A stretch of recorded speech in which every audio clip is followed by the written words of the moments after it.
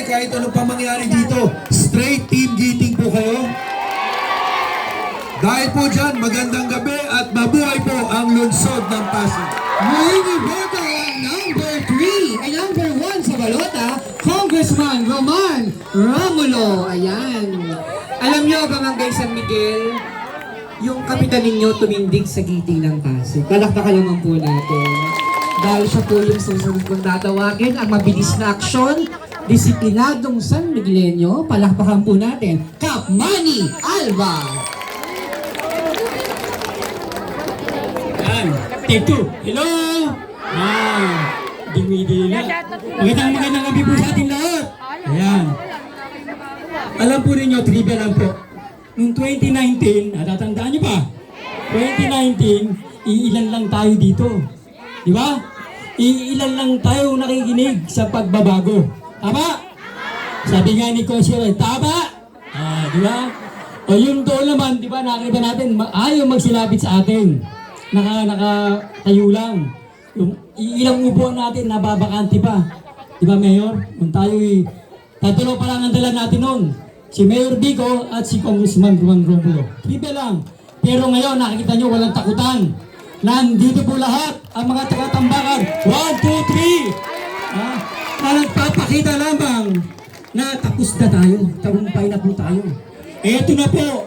Huwag na natin bababayaan pa nang may malasakit sa atin at masipag na mayor, walang iba kundi si Mayor Vico Soto.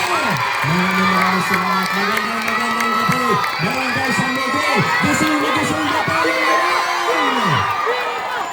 Lumalang tayo dito sa Kalawang. Okay ba tayo? Mataas pa rin dyan natin. Yung mga nakaupo, mga sa VIP suits, okay ba tayo dyan? Yung mga nakatayo sa likod, buhay na tayo. Siyempre, mga nandito sa kanan, parang nandito ang pinakamaingay. Mga bata, teka, mga bata. Anak. Ayan. Grabe. Yung mga nandito nakatayo sa likod. Ay. Siyempre, hindi rin natin kinakalimutan ng mga nakaupo sa upper box. Maraming salamat po sa inyo, Ate. Maraming salamat sa napakainit na pagtanggap sa buong Giting ng Pasig. Nakakataba ng puso. Maraming salamat po talaga. Ano bang mga nakasulat dyan sa mga sign ninyo? Mayor, andito. Uy! Yan! Ano yung isa? Mayor, isang oo mo lang. Iiwan ko. Uy, bad yan. Okay. Mayor, isang flying kiss mo lang. Vote straight kita. Love you, Mayor. Okay. Okay lang flying kiss. Huwag lang lips to lips, ha? Di maganda yun. Yung mga nasa likod, okay dito. Nasaan po ba pinakamahiingay dito? Maraming salamat. Eka, anak, sabi ko sandali nga lang. Relax ka lang dyan. Number 1 ka sa puso ko. 1, 4, 3. Maraming salamat, ate. Ang layo naman narating natin bilang isang lungsod. Lalo na dito sa Barangay San Miguel. Sa Tambakan, mula sa 1, 2, 3, ang layo na po ng ating narating. Alam niyo nung 2019, kaya nga nasabi ni Kap, kung hindi po ako nagkakamali, ang pwesto po namin nakaharap pa ganoon. Naalala niyo po yun? Diba? Konti. Pero kaya nasabi ni Kap Manny, konti lang tayo. Hindi dahil sa ayaw natin ang pagbabago ng 2019, pero may konting kaba ang marami sa atin ng mga panahon na yun. Dahil totoo naman, na nung mga panahon na yun, usong-uso pa po yung takutan. Usong-uso pa po yung pananakot. Pero ngayon, fast forward tayo ng konti. Kinalimutan na natin yung sistema ng takutan. Inaayawan na natin yung sistema ng palakasan. Naglilinis tayo ng ating pamahalaan. gumaganda ang mga proseso ng ating gobyerno, lalo na sa lokal. Pinataguyod na natin ang mga prinsipyo ng mabuting pamamahala at pinapakita natin na sa lungsod ng Pasig, gaya ng sa simbolo ng pamaskong handog natin, pantay-pantay ang bawat isang Pasigenyo sa mata ng ating gobyerno. Noong 2019, una niyo pong nakwento ang problema ninyo sa lupa sa akin. At gaya po ng alam ng karamihan sa atin dito, nasa 3 dekada, mahigit pa, at sa 4 na dekada na, marami pong, parang puro mga bata yung kausap ko dito. Meron po ba dito yung mga original po dito? Yung mga nauna? Parang babata nyo pa para maging original dito ah. Madilim na kasi ano, kaya hindi ko na kayo masyado makita. Meron po ba dito mga senior na? Senior high school na po kayo na yun. Ah, ano ba? Niyoko na yan. Senior citizen. Ayun, senior citizen. Ayan. Senior citizen na kayo yung mga nauna dito. Ayun po. Ayan. Opo. Ayan, press. Marami sa inyo, kinuwento nyo sa akin kung ano yung mga pinagdaanan ninyo. Sabihin ko na po, noong mga panahon na yun, nagsisimula po ang laban ninyo dito, hindi pa ako pinapanganak. Alam mo naman po, 1970s, hindi pa magkakilala si Big at Connie noon. Alam niyo naman, pinanganak ako 1989. Diba? 1989 po ako pinanganak. Opo, 35 years old po ako sa kasaluhan. Nung nanalo ako bilang mayor, tinignan natin yung problema dito. Nag-isip kami, paano kaya kasama si Congressman Romano Romulo? Sa Congressman, hindi na siguro kailangan mag-isip ng mahaba pa, di ba? Congressman natin, talagang nagtatrabaho. Congressman Romano Romulo po yan, ha? Kasama si Congressman, nag-isip kami noong 2019, ano ba yung pwede natin gawin? So, medyo nag-research tayo. Tinignan natin yung mga papeles sa lupa. Kasama ko na rin si Kapmani noon. Isa sa mga iilan na tumindig kasama natin, si Kapmani Alban. Kapmani, maraming salamat. Usap kami. Ano ba yung history? Yan alam ko. Yung iba sa inyo, na-interview ko po, alam niyo yan. Umiilan sa inyo. Nag-meeting, ganyan. Hinanap kung sino yung nakabili, yung huling nakabili ng lupa. Alam niyo, medyo iba-iba rin yung kwento. Ano, dos test, hindi naman pare-pareho yung kwento. Pero, pwede sana, alam niyo, ito, usapang prangkahan. Okay lang naman po sa inyo yun, di ba? Usapang prangkahan. Huwag na tayo dun sa bula-bulahan. Di ba? Hayaan yung iba na mambobola. Tayo, totoong usapan tayo, ha? 2019, sa totoo lang, pwede naman na hayaan na lang. Okay lang. Sige, okay na po yan. Kung ano na lang maitulong, kung anong serbisyo. Pagdating sa usaping tungkol sa lupa, alam mo, usaping panglupa, masakit sa ulo. Alam niyo po yan, totoo po. Kung pwede sana, sige, wag na lang. Basta bigay tayong tulong, gawa tayo ng serbisyo, sige, okay po. Pero pinili po natin na maghanap ng solusyon sa matagal na nating problema rito. Naabutan tayo ng pandemya, naintindihan niyo naman po siguro yun. Alam niyo naman, di tayo nagpabaya ng panahon ng pandemya. Lahat ng pwedeng gawin ng panahon ng pandemya, ginawa po natin. Diba tayo nga yung, hindi naman sa nagayabang talo bilang mga Pasigenyo, pero alam niyo naman po yung mga ginawa natin sa Pasig yung panahon ng pandemya, pati yung 8,000 na supplemental SAP kada pamilya, di ba? Ginawa po natin yan dito sa Pasig. Nung medyo maluwag na yung lockdown, ito na po. Yung sa pinakamalaking bahagi po, yung nakabili ng lote, hinanap natin kung sino yung may-ari at dinouble check natin kasi may mga ibang nagkiklaim-claim. Mayroon pang iba, wag na natin pangalanan, pero baka alam nyo rin naman, sinusubukan bilhin ito. Hindi mo naman alam kung bakit, anong gagawin niya sa lupa. Ayoko na pong sabihin yung gano'n. Pero siguro kung nag-iisip tayo, alam naman natin talaga kung bakit. Ba't mo bibilhin to? Diba kung ikaw ay private individual, bakit mo bibilhin to? Anong dahilan? Nilabanan natin yan. hindi naging madali yung proseso. May sumusubok na guluhin yung negosasyon, yung usapan, ginugulo pati yung papeles. Noong 2022, bumalik po kami dito. May konting update po kami, pero hindi pa tapos ang usapan. Nung nagkaroon kami ng meeting dito, noong 2022, alam niyo naman po, hindi ako mahilig mangako. Ang mga kandidato, para doon sa kwento ni Kong Roman, ang politiko kasi, ang pinakamadaling gawin ng isang politiko, yung mangako at mangako. Kasi para mangako ka, laway lang ang puhunan mo. Kaya mong sabihin ng kahit ano eh. Pwede ako magpatayo ng ganito, magpapagawa ako ng ganyan, dodoblehin ko yung ganito, titriplehin ko yung ganyan. Dami natin naririnig, di ba? Pinapangako sa atin, langit at lupa. Meron ako naririnig, pinapangako, langit, lupa, pati ibang planeta, pinapangako. Kaya mula 2019, nakilala niyo po ako, hindi ako nangako sa inyo. Hindi ako nangako na ayusin yung lupa. Hindi ako nangako na magre-redevelop tayo dito, na mag-upgrading tayo. Hindi ako nangako ng kahit ano. Pero sa isip ko at sa puso ko, meron akong sinabi sa sarili ko na hindi ninyo alam. Nakwento ko nung nakaraan dito, nung kasama namin yung puso. Pero baka hindi pa po narinig ng iba.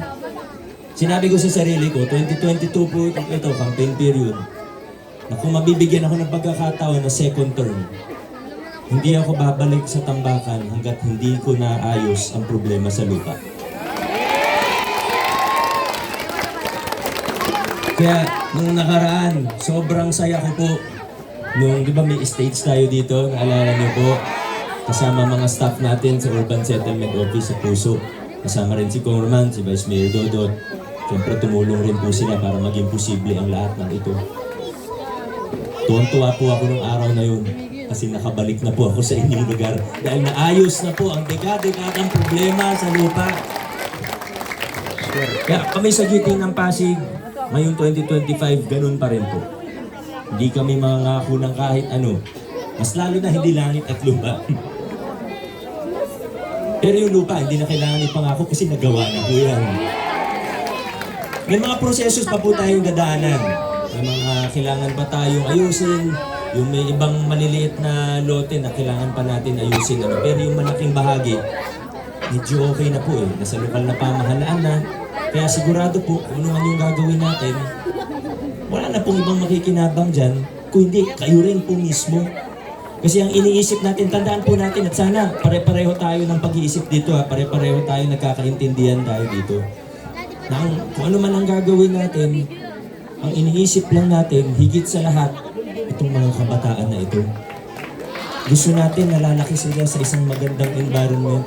Gusto natin lalaki sila na malapit sa school, may serbisyong pangkalusugan, may paglalaroan sila na maayos na playground, may basketball court na maayos. Yan po.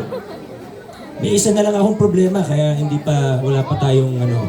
Pero una sa lahat, higit sa lahat, safe na po tayo dito. Yan naman po yung number one. Wala nang ibang mag-i-interest pa, hindi na pag-i-interesan ng ibang tao ang lupa nyo. Sa inyo na po ito. Inyong-inyo na po ito. Wala na. Hindi yan pangako, nagawa na po natin yan.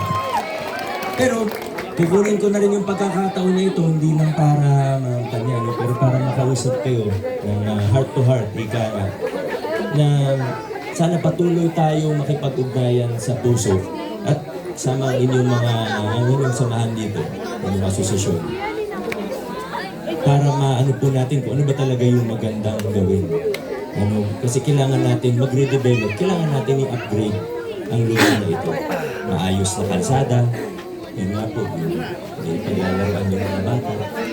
At maayos na tahanan para sa bawat isa. Yan naman po ang sa puso natin na gawin po dito sa tambakan sa barangay sa Pagay. Pero huwag kayong mag-alala, walang gagawin agad-agad.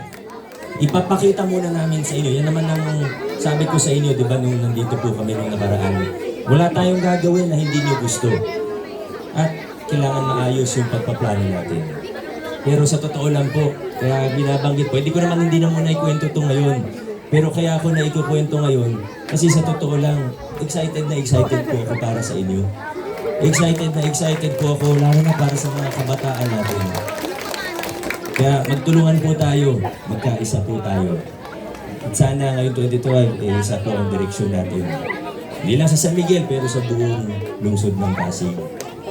At yung kwento po natin dito sa San Miguel, sa totoo, ito rin po ang kwento natin sa buong lungsod ng Pasig. Hindi lang po sa Palupa, pero kahit sa mga ibang programa, sa ibang serbisyo, sa ibang larangan. Ito na po yung ginagawa natin sa ating lungsod. Sa libo-libong problema ng isang syudad, hindi ko naman po sinasabi na kaya kong solusyonan lahat. Pero siguro kaya kong ipagmalaki, kaya kong maging proud na mula nung naupo ako hanggang ngayon, hindi man naresolbahan pa lahat ng problema, pero mas konti na po, nabawasan naman kahit papaano ang problema kumpara sa nung nag-umpisa tayo.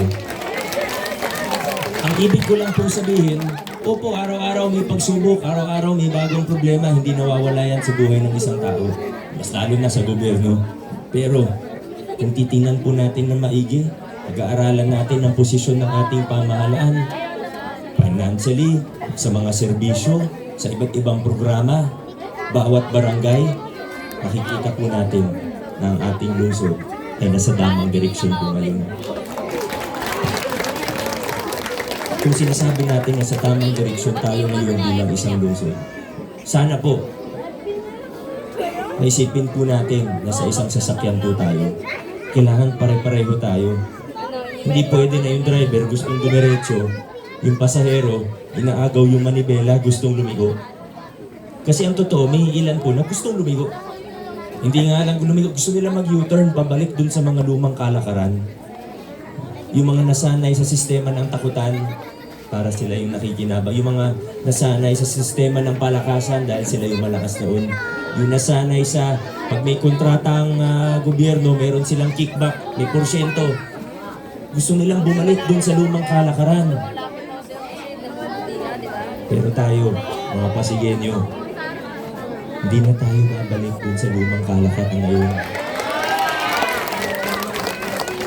Noong 2022, bukod sa mahusay, matibay na congressman, binigyan niyo po ako ng isang kasama na naging katuwang natin.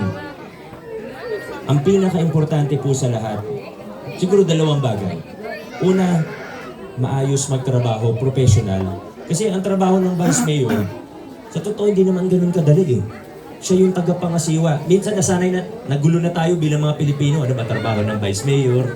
Ano trabaho ng konsehal? Parang nalito-lito na tayo eh. Pero ang totoong trabaho ng Vice Mayor, siya po yung tagapangasiwa ng sanggunian. Presiding Officer of the City Council. Yan ang totoong trabaho ng Vice Mayor.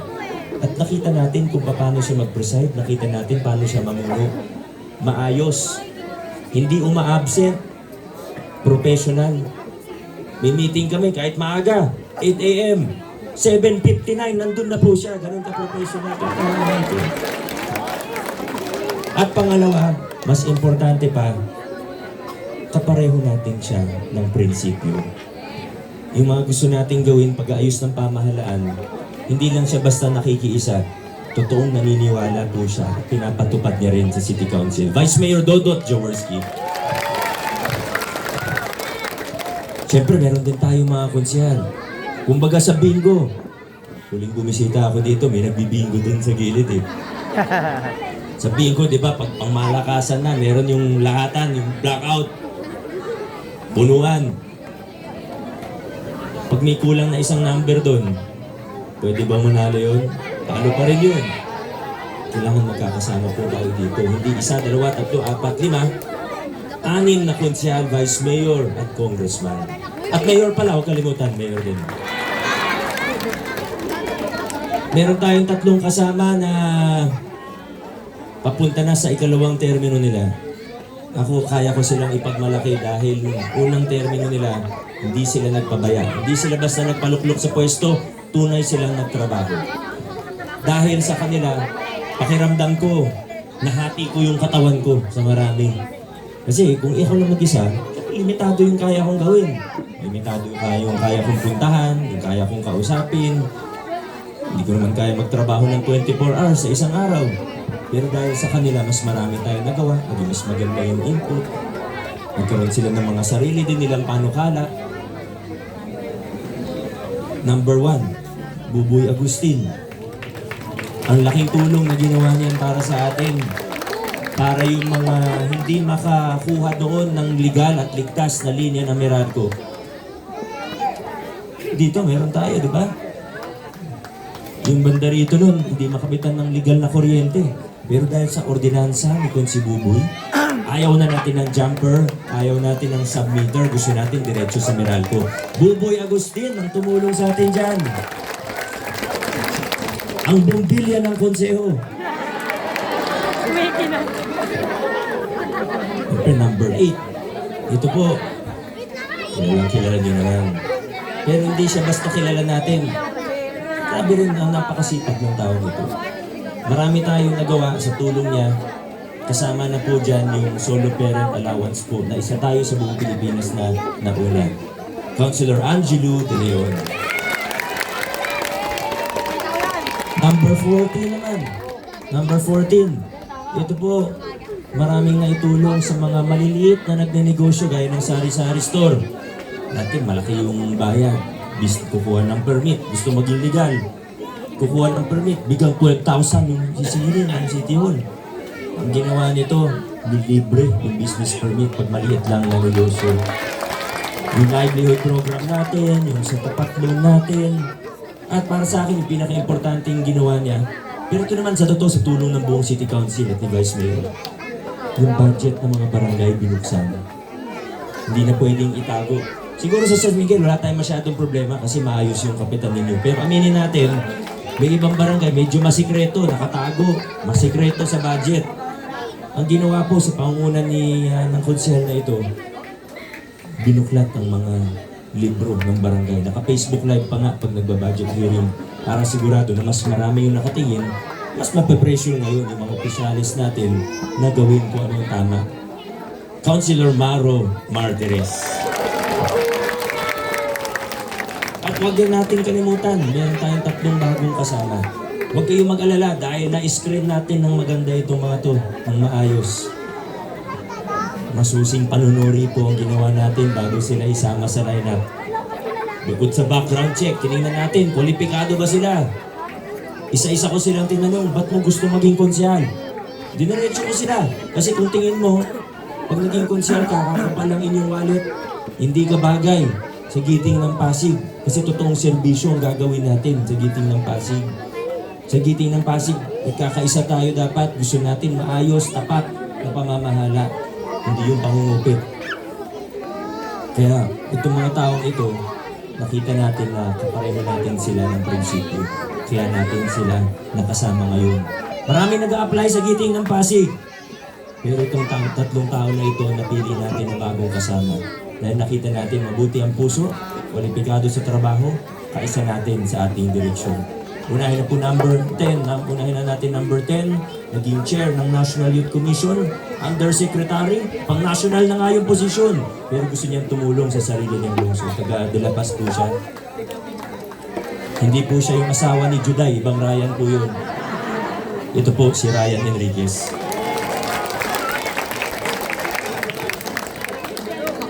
Number 13. Parang tingin ko, kilala nito. Ano siyang senior? Ano pangalan? Anong warrant to sino? Ay, nako. Mga senior, naalala niyo po si Romy Diaz? Ay, nako. Yan po, si Warren Inocencio. Last but not the least, number 15 sa ating mga balota. Uy. Naging kagawad ng barangay May Bunga. Cute pa. Wala na pong iba, kundi si Boy Raimundo. Mga kasama, mula 2019, marami na tayong nagawa. Pero 2022, mas bumilis pa ang takbo ng ating gobyerno. Kasama na dyan yung natapos yung pandemic, pero yung pinakamalaking dahilan, may dahil nagkaroon tayo ng mas maraming kasama, nakaprinsipyo, kadireksyon po natin. Sana ngayong 2025, kumpleto po tayo. Sana ngayong 25, ipakita po natin na yung mga laos na style ng mga makalumang politika, tradisyonal na politika, hindi na uso sa lungsod ng Pasig. Pakita natin na yung sobra-sobrang paggastos pag-eleksyon, tapos babawiin pagkatapos ng eleksyon, hindi na uso yon sa lungsod ng Pasig. Ipakita natin na yung mga fake news, disinformation, yung grabing paggastos para sa paninira, ipakita natin na hindi na yun uubra sa lungsod ng Pasig. Mga Pasigenyo, ngayong 2025, hindi na po tayo liligo, hindi tayo aatras pabalik sa mga lumang kalakaran na tinapos na natin. Paiigtingin pa natin ang mga pagbabago, itutuloy natin ang mga reforma, at tuloy-tuloy na lalawak ang mga serbisyo ng pamahalaan gaya ng sa local senior pension, sa scholarship natin kasama yung Pag-asa Scholarship Program, social pension para sa persons sa lungsod ng Pasig ngayong 2025. Hindi po tayo liliko, hindi tayo aatras, dire-diretso lang po tayo. Maraming salamat, Barangay San Miguel, ang lungsod ng Pasig. God bless us all. Ayan, muling boto, number 5 sa balota, Mayor Vico Soto, vote straight, DT ng Pasig. God bless, Pasig City. Maraming salamat, Barangay San Miguel.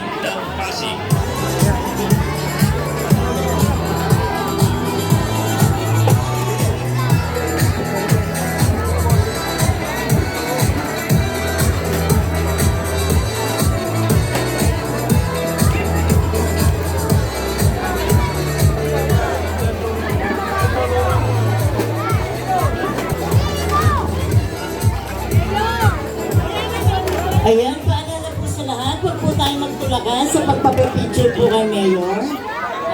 Huwag na po natin salubungin, kasi dyan din naman po siya dadaan. Yung mga nandito po sa bungad, huwag na po natin salubungin si Mayor, kasi po dyan din po siya dadaan. Pop! Ito lang. Kabila. Halika.